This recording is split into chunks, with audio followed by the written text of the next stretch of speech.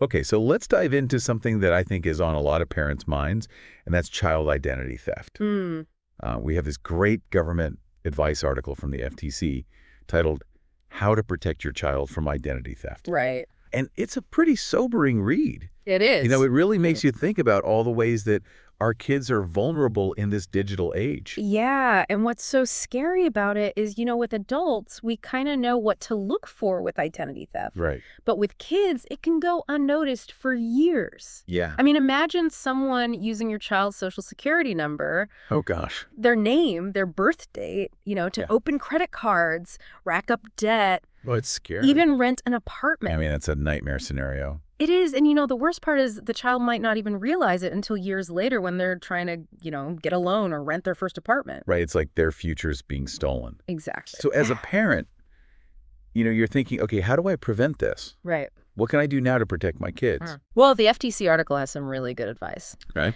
And one of the first things they talk about is questioning the need for your child's social security number. Okay. Like really pushing back when someone asks for it. Oh, that's interesting. Yeah, they suggest asking these 4 questions.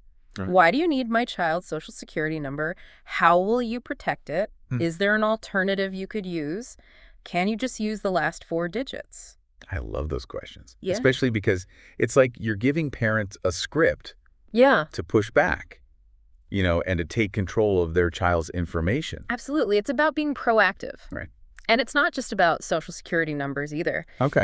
Think about all the documents we have with our kids, personal info on them. Oh, yeah. Medical bills, Uh-huh. school records. Exactly. I mean, even just like artwork with their name and age on it. Mm-hmm. That's all sensitive stuff. And the FTC says, safeguard those documents, store them securely, and shred them before you throw them away. Okay. Shredding every piece of artwork seems a little extreme. I know it sounds like a lot, Yeah. but think about it. Those drawings often end up in the recycling bin, Oh, right. which is easily accessible, Yeah, that's true. And identity thieves, sometimes they're not sophisticated hackers. Right. They're just looking for easy opportunities. Yeah, like low-hanging fruit. Exactly. And even a little piece of information combined with other stuff can be used for identity theft. That makes sense. So it's about minimizing those risks. Okay, so we've got the physical documents, but what about our kids' digital footprint? Right. So before you get rid of any old devices, make sure you wipe them clean. Okay. And I don't just mean deleting files. I mean like really wiping the hard drive. Oh, wow. There are programs you can use to make sure the data is completely gone. So no chance of it being recovered. Exactly. Okay, so physical documents, digital devices, what about credit? Right. Well, that's where you can use a really powerful tool called a credit freeze. Okay, I've heard of those. It basically prevents anyone from opening new accounts in your child's name without your permission. So it's like a lock on their credit file. Yeah, exactly. Okay, but what happens when my child needs to open their first bank account or apply for a student loan? Good question. You can temporarily lift the freeze when you need to, Oh, like for a specific period of time or for a specific creditor. So you still have control. Exactly. And most credit bureaus make it pretty easy to manage the freeze online. Okay, that's good to know. Yeah. So we talked a lot about how to prevent this nightmare. Yeah. But what if it's already happened?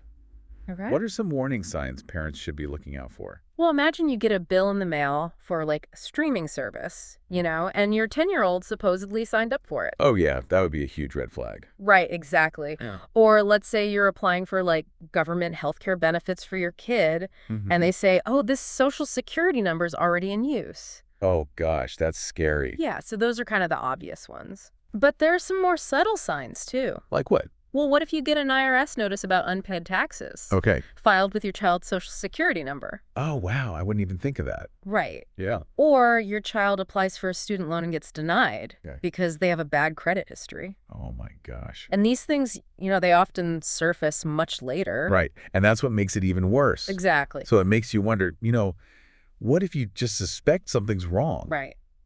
but you're not sure? Right. The article mentions checking for a credit report, Mm-hmm. even if the child is under 18. Yeah. Is that even possible? It is. It might seem counterintuitive, but you can actually contact the 3 credit bureaus, Oh, yeah. Experian, Equifax, and TransUnion, Mm-hmm. and request what's called a manual search. Okay. They'll need some documentation to verify your identity and your relationship to the child. Like what? Your driver's license proof of address, the child's birth certificate. their social security card. Okay, so basically proof that you're the parent or legal guardian. Right, exactly. Okay, so we're being proactive, but let's say the worst does happen and we find out our child's identity has been stolen. Okay. What's the first thing we should do? So the FTC article lays out a really clear 3-step action plan. Okay. First, you got to report and close any fraudulent accounts. Okay, so like call the companies. Right. Contact them, explain the situation, and demand that they close the accounts. Okay, and get that in writing. Exactly. Get written confirmation that your child is not responsible for those charges. Okay, that makes sense. What's next? Next, you want to freeze your child's credit report. Right. So we talked about that as a preventative measure.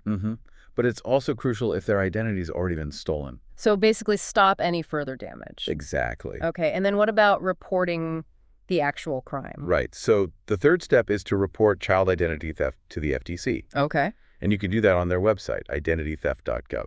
They have a whole section dedicated to child identity theft with instructions and resources. Okay, that's good to know. Yeah. Wow. This has really been an eye-opener. Yeah.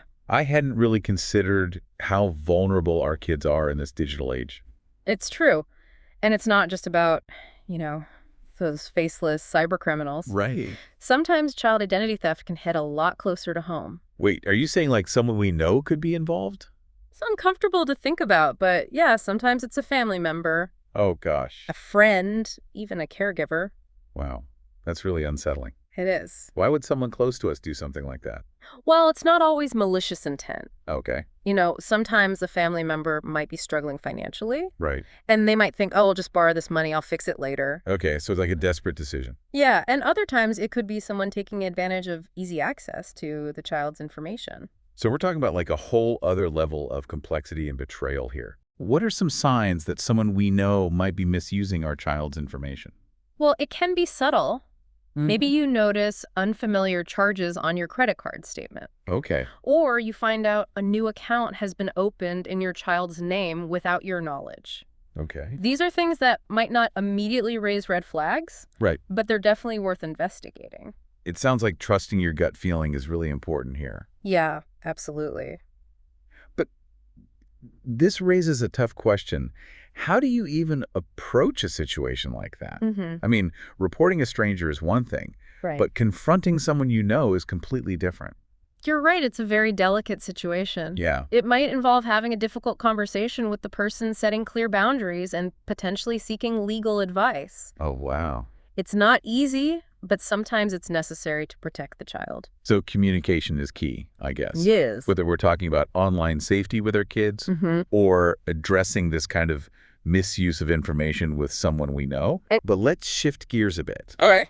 The FTC article mostly focuses on younger children. Right. What about teenagers who are starting to have their own online presence? Jobs, even bank accounts. That's a great point. As kids get older, the risks definitely change. Yeah. Teenagers are getting jobs, opening their own bank accounts, maybe even applying for credit cards. Yeah. They're becoming more independent. Exactly. And they're also more active on social media, Oh, yeah. sharing more personal information online, and they might not always be as cautious as we'd like them to be. Right, because even adults struggle with online safety sometimes. Exactly. So it's super important to have open and honest conversations with teenagers about this stuff. About online safety in general. Yeah, like how to recognize scams and phishing attempts, and understanding that their actions online can have real-world consequences. It feels like we as parents are their first line of defense. In a way, we are. We need to give them the knowledge and the critical thinking skills to protect themselves.